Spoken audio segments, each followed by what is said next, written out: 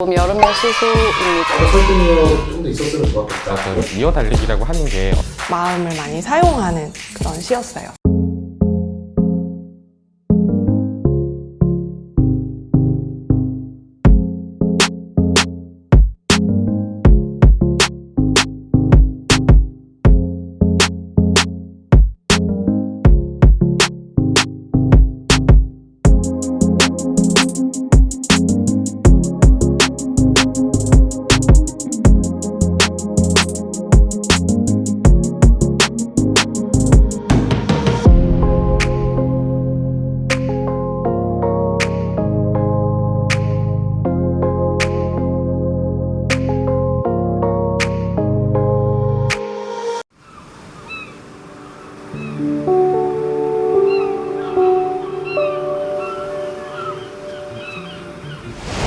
네, 안녕하세요. 자음과 모음 여름의 시수입니다.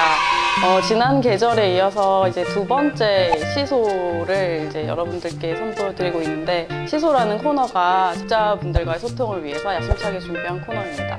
그 한 계절 동안 발표된 시와 단편 소설 중에서 저희 편집위원들이 많은 독자분들과 함께 공유하고 싶다 하는 작품들을 뽑고, 말하자면 공개, 대화, 심사 이런 것을 이제 하는 자리입니다. 게스트 심사위원분들 모셨습니다. 반갑습니다.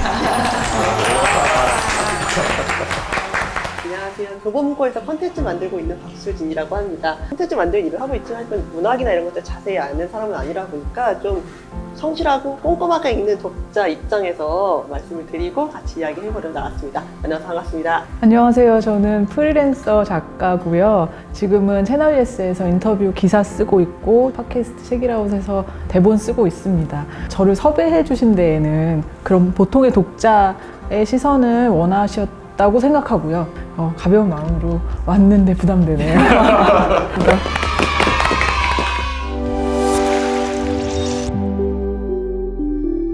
우리가 먼저 편집위원들이 선정한 4편의 시, 4편의 소설을 순서대로 이제 얘기를 해볼 텐데, 김선호 시인의 이제 불러오기라는 작품입니다.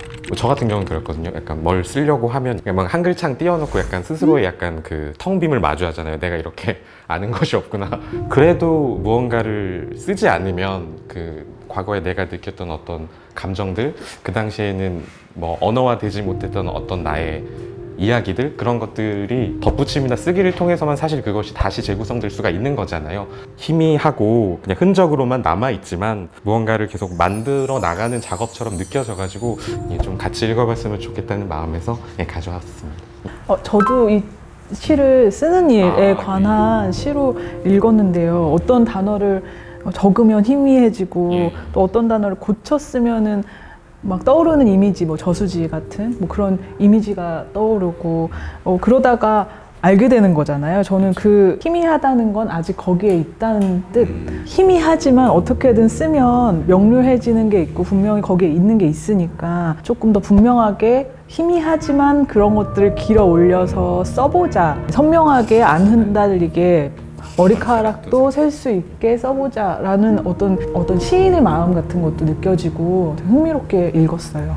김선호 시인의 불러오기가 이게 어쨌든 중요한 시어가 이어달리기 바통 터치가 있잖아요. 운동장이라는 게 굉장히 중요한 시어고, 근데 이게 저수지로 건너뛰는데 저는 이 연결고리가 조금 애매했어요. 그러니까 물수제비 돌 던지고 하는 걸로부터 다시 이렇게 그 이어달리기 쪽으로 돌아오게 되는데, 그 과정이 약간 저는 뭔가 설득력이 좀 더 있었으면 좋았겠다 그런 생각도 하고 있습니다. 그러니까 어떤 이어달리기라고 하는 게 어떤 과거의 어떤 순간순간마다 나의 정체성들을 계속 이어온 어떤 연속체로서 나를 받아들인다면은 잊어져 버리고 내가 알고 있던 나를 이어주었던 수행성을 갑자기 뛰는 법을 잃어버렸다라고 하면서 단절시키잖아요. 그러면서 저는 어떤 단단했던 정체성의 지반이 저수지로 연성화되는 느낌으로 점점 텅 비는 것처럼. 근데 또 듣다 보니까 저는 아쉬운 지점이 또 생각나는데 이 이어달리기가 언젠가는 끝이 나는 건가? 이어달리기 같은 거야, 불러오기 같은 거야, 글쓰기랑 삶이랑 그런 단계까지는 알겠는데, 그러면 영원히 이어달리는 존재인 건가? 언젠가는 끝나나? 마음먹으면 그만둘 수도 있는 건가? 이런 생각을 하게 되면 시인이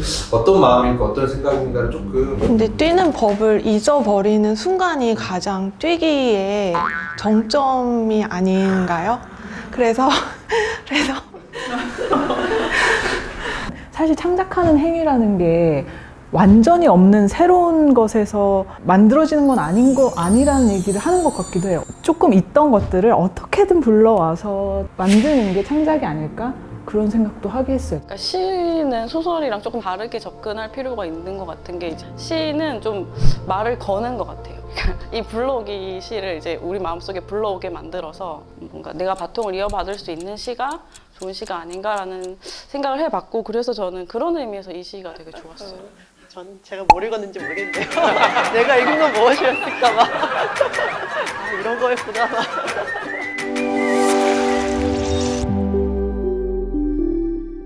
다음은 신인 시인의 불시착이라는 작품인데 굉장히 신인 분이세요. 아마 제가 알기로 올해 이제 그 활동을 시작하신 분으로 제가 알고 있는데 내가 살고 있는 집에 지붕을 뚫고 거실로 그 운석이 팡 하고 떨어져서 하늘의 별에 이제 기도 행위를 많이 하잖아요. 여기에 대고 소원을 빌어야 되나 이런 흥미로운 상상도 한번 하게 되고 그 운석을 식탁 삼아서 밥을 먹기도 하고 이 운석 때문에 집에 찾아오는 사람들이 많이 있잖아요. 그때마다 이제 나는 설거지를 하면서 이제 문을 열어주지 않고 다 그냥 이제 구경하러 왔거나 이러고 넘기는 장면 같은 것들이 그럼 나는 도대체 뭘까? 이제 원한 적 없었다고 했다라고 하는 것도 이 지금 별이 떨어져 있는 어떤 운석의 상황과 이 별의 소원을 비는 어떤 사람들의 마음 같은 것들을 좀 골고루 생각하게 하는 또 지점이 있어서 굉장히 재밌게 또 흥미롭게 읽었던 시라고 말씀을 드릴 수 있을 것 같습니다. 시를 이렇게 설명하시는데 소설을 한 편 쓰는 이렇게 단편을 만드신 것 같은데 내 것이었을 때 혹은 내 집에 떨어졌을 때는 운석 어떤 큰 난처하게 만드는 돌덩어리고 남들이 봤을 때 그게 별 뭔가 굉장히 의미 있는 내가 가진 것 소유에 대해서 내가 생각하는 것과 남이 이제 그것을 바라봤을 때 불시착이라는 시에 잘 드러나는 것 같아요. 이렇게 시를 처음 접하는 독자로서도 너무 재밌었거든요. 한 번도 생각해보지 않은 주제를 던졌을 때 이런 게 있을 수 있네? 뭐 어떻게 할까라는 생각을 해볼 수 있다는 게 재밌었고 시를 잘 안 읽는 독자들을 읽어도 좀 흥미로운 스토리텔링도 있고 자기도 생각해볼 수 있게 하는 그런 주제인 것 같아요. 그리고 좀 분명한 감정도 전해주는 부분이 있어서 좋았던 것 같아요. 막 서러워서 울고 나 원한 적 없는데 뭐 그런 감정들도 막 확 다가왔던 곳곳에서 멈춰서서 막 얘기하는 것 같은 뭐 그런 기분을 주는 그런 시였어요. 내가 원한 적 없었는데 그냥 내 한가운데 어느 순간 떨어져서 가까이서 보니까 되게 재난 같은 어떤 존재잖아요. 이거 약간 묘비처럼 세워두고 꾹꾹 눌러 담아두고 그냥 그 위에서 살아가야 되잖아요. 회한이나 슬픔 같은 느낌들이 그런 부분들도 되게 좋더라고요. 운석에 1인칭 있잖아요.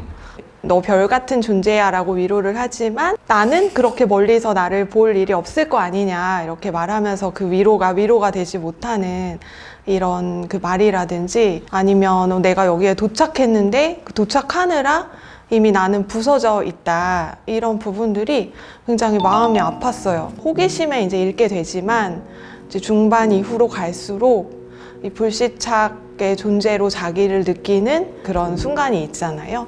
마음을 많이 사용하는 그런 시였어요. 이 운석이라는 걸 이 화자의 꿈이라고 이 운석을 별이라고도 표현하고 돌이라고도 표현하잖아요. 그러니까 돌은 아마 현실일 테고 별은 내가 원했던 그 꿈이 나중에 온 거예요. 내가 원하지 않았을 때 불시착한 거죠.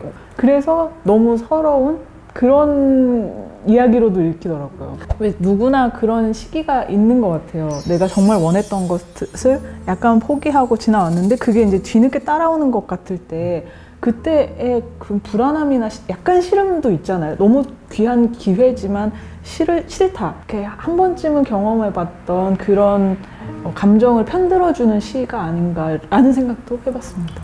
이쪽으로 할게요. 방향을